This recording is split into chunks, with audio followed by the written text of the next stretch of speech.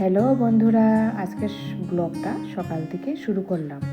সকালে স্নানটা করে নিয়েছিলাম আর এদিকে ঝাড়ু মারা শুরু করলাম। ঝাড়ু টাড়ু মেরে তারপরে মেয়ের স্কুল এখন দেরি করে শুরু হয়, তার জন্য রুটি এদিকে বানাচ্ছি আর এদিকে বাঁধাকপি আর মিষ্টি কুমড়া একটা ভাজা করতেছি।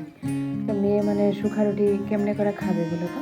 শুকনা রুটি খেতে এমন ভালো লাগে না, ডাল ছিল, ডাল দিয়ে তো আমরা খেতে পারি কিন্তু ও পছন্দ করে না। তার জন্য বাঁধাকপি আর কুমড়া কেটে ভাজি করে খাওয়া দাওয়া ওকে পাঠিয়ে দিলাম। তারপরে আমি এদিকে তেল পিঠার জন্য রেডি করে নিয়েছিলাম আর এদিকে পাটিসাপটার জন্য অল্প রেডি করে রাখতেছি। তো এগুলো রেডি করলে একটু ভালো হয়। চাল ডাল মিক্সচারে গুঁড়া করে রেডি করে ধুয়ে দিব। তারপর দুপুরে ভাত ছাত খাই, আজকে সিম্পল খাওয়াই রান্না করেছি। তো এদিকে ডাল ছিল আর আমলেট করে বাচ্চাদের জন্য দুপুরের জন্য করে দিব, আর আমার জন্য চিমের শুকনা ছিল, ওইটা দিয়ে আমি খেয়ে নিব বলে ভাবছি। দুপুরে আজকে সিম্পলটাই করব। রাত্রে আবার মিট আনবে বলছে, তাই মিট রাত্রে রান্না করব। তাই ভাত ভাত খেয়ে সন্ধ্যার থেকে শুরু করব পিঠা বানানো। আর এদিকে দেখো কতগুলো বাসন হয়ে গিয়েছে, তো বাসন ধুইতেছি।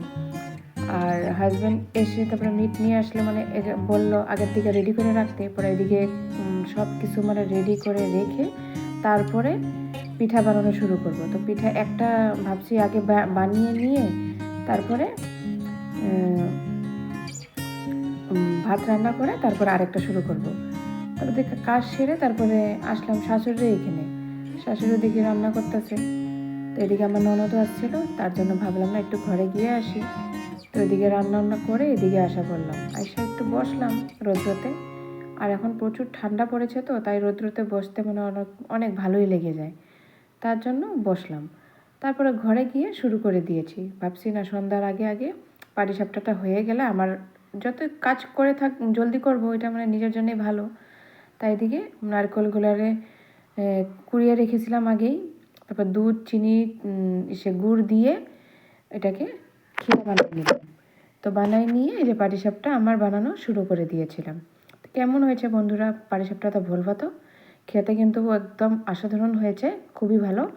ওইদিকে পাটিসাপটাটা বানাইয়ে এদিকে মিট রান্না করলাম, ভাত রান্না করলাম। আর হাজব্যান্ড বলেছে একটু কষানোটা রেখে দিও। আর এদিকে দুধ পিঠাও বানিয়েছি। দুধ পিঠা এই যে মিশের মতন কুলি পিঠার মতন করে বানিয়ে নিলাম। দুধ পিঠাটা আমার খুবই ফেভারেট, কিন্তু ঘরে কেউ পছন্দ করে না।